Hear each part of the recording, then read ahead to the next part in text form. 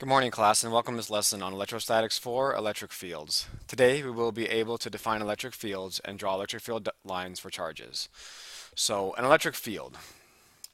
It's easy to understand this by comparison.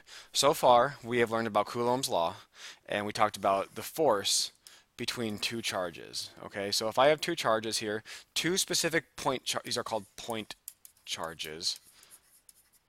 What is the force between these two specifically? But in reality, we're never going to have just one charge here and one charge here. We are going to have a lot of charges because charges come in big numbers, big multitudes. So what we're really concerned about is what electric fields are, the electric field. So basically, each one of these charges exerts a force. Each charge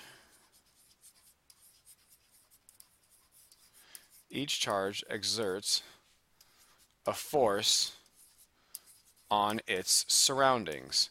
So let's look at the next page here. We have a positive test charge here. Now, this positive test charge, around this we are drawing what are called electric field lines, or these are called lines of force. This positive charge, it has a positive charge, and it's exerting a force on its surroundings, but it's exerting a force in all directions. So this positive charge is exerting a force all the way around it. Okay? And by convention, this is just a common thing everyone does, with a positive charge, the lines point away, and with a negative charge, the lines point inward. So we have electric field lines around a positive charge and a negative charge. Lines point out, lines point in. Okay? And so these two charges are exerting an electric field on their surroundings. There is an electric field surrounding each one of these two charges. And so what's going to happen if I put a test charge in one of these electric fields? And so we need to define that now. We need to define test charge. A test charge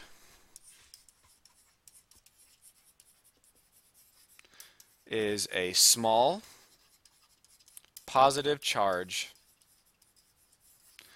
A test charge is a small positive charge with no magnitude, essentially. With no magnitude. So let's look at the next page, and this will make more sense. All right. I have a positive charge here, I have a negative charge here. These both exert an electric field on their surroundings. And as you can see, because they are attracted to each other, these lines are connected. They're connected. Okay, so this overall is the electric field produced by these two charges. So if I took a very small positive test charge, okay, small positive test charge, and I put it in this electric field, what would happen to it?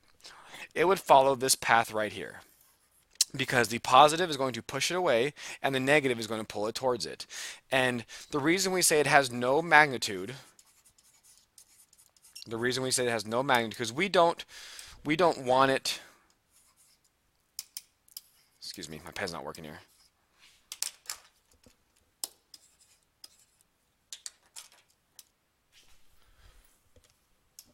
We don't